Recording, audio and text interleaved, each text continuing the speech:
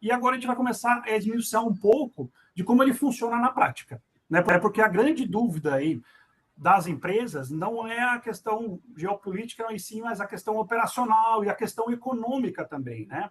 Então, a gente vai trazer alguns pontos a nível dos benefícios, da documentação, de como ficam as tarifas, o cronograma, como que eu me preparo no contexto geral também.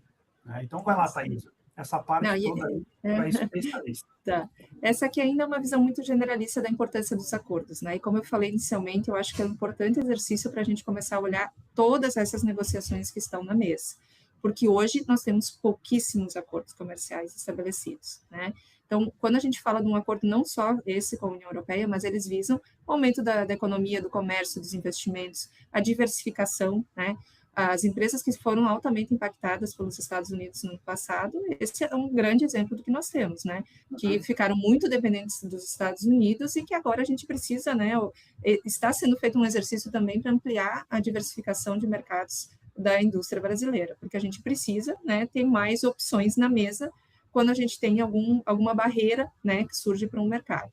Tem um impacto positivo sobre outras negociações, como eu falei lá no início, a gente está falando do mais amplo, moderno, robusto e significativo acordo que o Brasil já esteve envolvido. Então, à medida que a gente tem todo esse aprendizado em nível institucional do governo federal brasileiro sobre uma negociação com a União Europeia, a gente consegue derivar para várias outras, né? Esse aprendizado, ele já vai ser colocado na mesa. A própria ampliação do acordo que nós tivemos com o Chile, né, que se tornou um acordo de livre comércio, já foi consequência de muitos exercícios e de muitas discussões que surgiram na mesa a partir da União Europeia.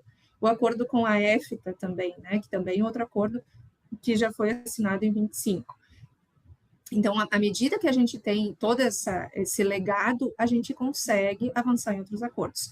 Qual é o nosso desafio? Acordos com países que tenhamos relações comerciais relevantes, né? Quais são os países prioritários que nós queremos ter negociações?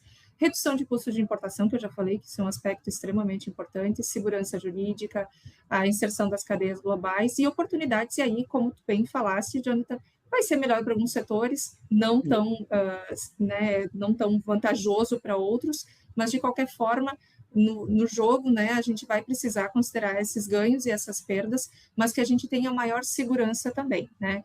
Ali tem um outro aspecto que são as barreiras não tarifárias. Esse é um ponto muito importante da gente levar em consideração.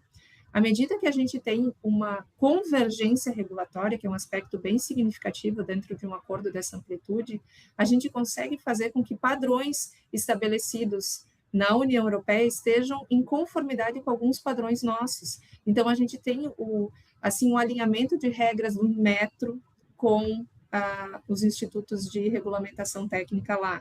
A gente consegue ter um diálogo mais próximo, por exemplo, do mapa para questões sanitárias e fitossanitárias com o órgão regulador da União Europeia. Então, esses outros aspectos que facilitam a nossa relação comercial, eles têm que ser colocados na mesa. A gente aqui hoje, toda essa nossa preocupação, obviamente, ela está muito condicionada nas tarifas, mas a gente precisa olhar que é muito além disso, nós temos outros aspectos que vão melhorar o nosso ambiente de negócios na relação entre o Mercosul e a União Europeia, e isso vai nos dar uma vantagem competitiva maior.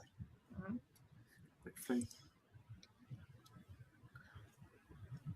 E aqui, quando eu falei que nós temos poucos acordos, né, o que na prática isso significa? Significa que somente hoje, tá, sem acordo Mercosul-União Europeia, hoje nós temos a LAD, nós temos os países da LAD, nós temos México, e México, né, é importante destacar, porque quão importante foi o acordo, os ACS 53 e 55 que nós temos hoje com o México, com o tarifaço também, que pouco tem se falado do tarifaço mexicano, que foi imposto em 1º de janeiro desse ano, mas que o que estava no guarda-chuva desses acordos de complementação econômica foram protegidos, né?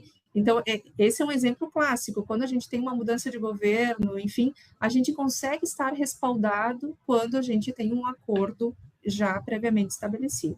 Tá? Mas, voltando aos índices do Brasil, hoje, apenas 8% de tudo que é importado do Brasil está sob o âmbito de algum acordo de preferência tarifária. Com o acordo Mercosul-União Europeia, a gente saltaria de 8 para 36. E isso ainda é muito baixo se a gente comparar, por exemplo, com países como o México, né? O México é um bom exemplo, que tem uma indústria robusta, né? Então, a gente precisa, sim, dos acordos como uma forma de nos proteger também dessas mudanças, dessas decisões, como que está acontecendo agora com os Estados Unidos, né? Muitos produtos foram protegidos ali em função do USMCA, né? Então, nós temos, é uma forma de nos dar alguma garantia.